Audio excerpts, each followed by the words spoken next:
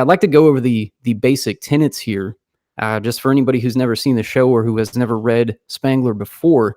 Joaquin, yeah, if you want to jump in and interrupt me while I'm doing this, please do feel free, man. Will do. So, yeah, these are the basic postulates here. So I'm going to kind of paraphrase these things because this is a pretty long essay here. But one of the first things to notice is this linear view of history. And Spengler rejects this linear view of history. So you've probably all heard, this concept of progress, right? And they tell you in school that, we're so far advanced today. And they usually mean that in the sense of technology, that our modern society, it is so far ahead of these barbaric ancient peoples, especially the Dark Ages, the Middle Ages. In fact, Spengler says that our present age of Western civilization was actually born about 1000 AD, when people would think of as the Dark Ages. That's when we had Gothic architecture, and that's when we had the fullest expression of the Faustian spirit, which we can talk about some other time. But the point being that this linear view of history that we take for granted today is completely rejected, because the way Spengler sees history is cyclical, the way the ancients saw history, except his novel contribution to historical philosophy is that he sees high cultures, and there have only been 8 of them last I counted.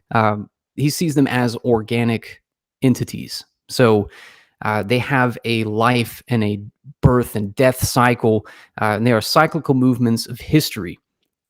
So he says here, Steinle, that is, speaking of high cultures, the cyclical movements of history are not those of mere nations, states, races, or events, but of high cultures. Recorded history gives us 8 such high cultures: the Indian, the Babylonian, the Egyptian, the Chinese, the Mexican, the Arabian, the classical, and the European Western. And that's something most people have a difficult time grasping, is that Spengler divides the classical civilization of Greece and Rome, of the classical high culture, that is, with what we have, which is the European Western. So he says there's no continuity between these, and he makes this argument over thousands of words and pages about how they actually had a completely different soul than we do. And he points out that each of these high cultures, they have what's called a prime symbol, or an symbol. So the, let's say, the Arabian or the Magian, that prime symbol was a cave. In the classical, it was a body. For us in the European Western civilization and culture, that prime symbol is the Faustian. It is the drive for the infinite. Infinity is the symbol. So each high culture has that distinguishing feature. Let's see here. The prime symbol of Western culture is the Faustian soul, from the tale of Dr. Faustus. Interesting side note about that: Dr. Faustus was actually based on John Dee, though there was, in fact, an historical figure named Dr. Faustus. Christopher Marlowe, who wrote what was ostensibly the modern concept of Dr. Faustus, actually based it on one of his contemporaries, which was John Dee, the court astrologer to Queen Elizabeth, but that's neither here nor there.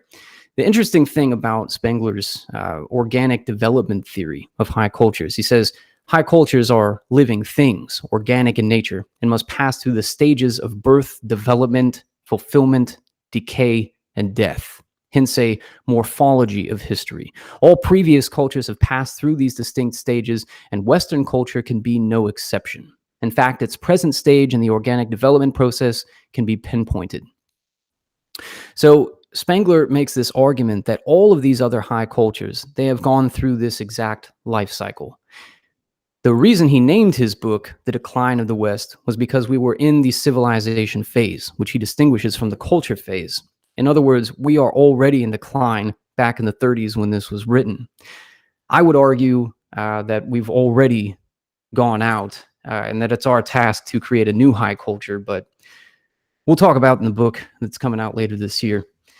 So every culture's lifespan can be seen to last about 1,000 years. The classical existed from 900 to 100 AD, 900 BC to 100 AD, that is.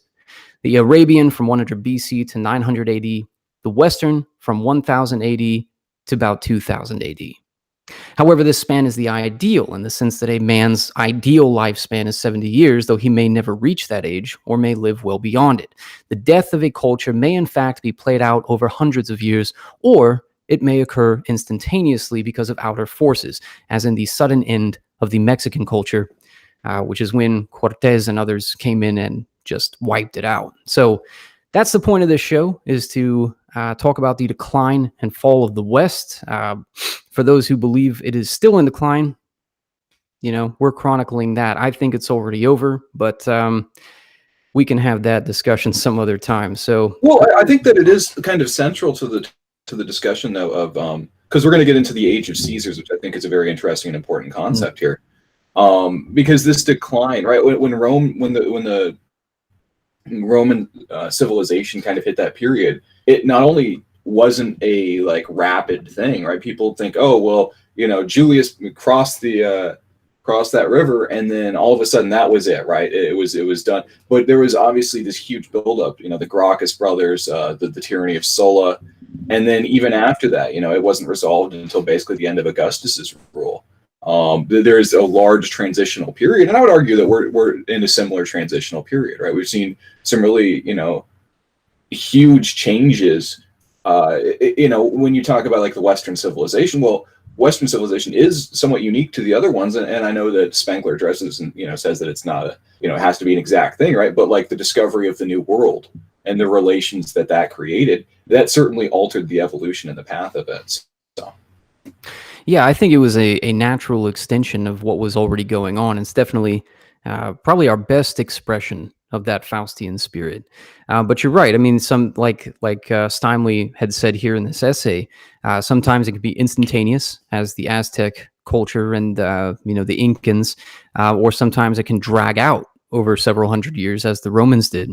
But yeah, I don't think anyone would seriously say, unless they're very anti-Caesar and anti-dictator, that, oh, well, the classical world ended with Julius Caesar. That's just disingenuous. I think that any argument like that would have a political motivation behind it. But so that's the concept here. So why don't we go into these articles, shall we? Absolutely. Well, if we could, I'd really like to get into a brief discussion just to start off with about what the age of Caesar means in Spengler's cyclical view of history. Sure, good call. Yeah, so Spengler, as I said, divides history and these historical developments of a high culture between the culture phase and the civilization phase. So the culture phase is everything. Actually, probably the best example we could give here is the distinction between the Greek and the Roman, right? So the classical civilization, they say, was from, as Steinle points out, from about 900 BC to about 100 AD. In that time period, you see the rise and the fall of Greece, and then the rise and the fall of Rome. Greece is the cultural aspect of that. If you've studied Greco-Roman mythology, if you've studied classical history and all of that, and literature, you know that every god and goddess in Rome has its cognate in Greece, and some of them even have the same names. They all have the same stories. It's a very interchangeable culture. All the names are interchangeable anyway. So the criticism is that Rome just plain stole all of these things. And that's, I guess, fair and unfair, but the way Spengler sees it is that Rome and the Roman Empire, that is, was basically a shell, really, of what Greece actually was. Greece was the full culture. And everything Rome had, it inherited from the Greek Empire and the Hellenic civilization, really. Not the Greek Empire, but the culture itself, the Hellenic culture. And Rome just took it and ran with it, and that was the civilization phase of the classical high culture. So in our European Western high culture, the theory is that the culture was medieval Europe, Gothic cathedrals and, constant expansion, the discovery of the New World, the conquest of the Americas, the circumnavigation of the globe. And then the age of the Caesars comes with Napoleon.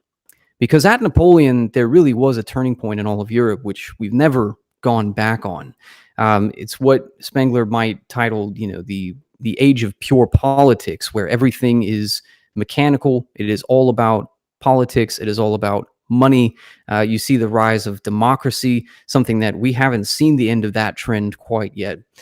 So the age of the Caesars is the age of these strong men manipulating the masses and engaging in this purely political action, where there is no real concept of the spiritual.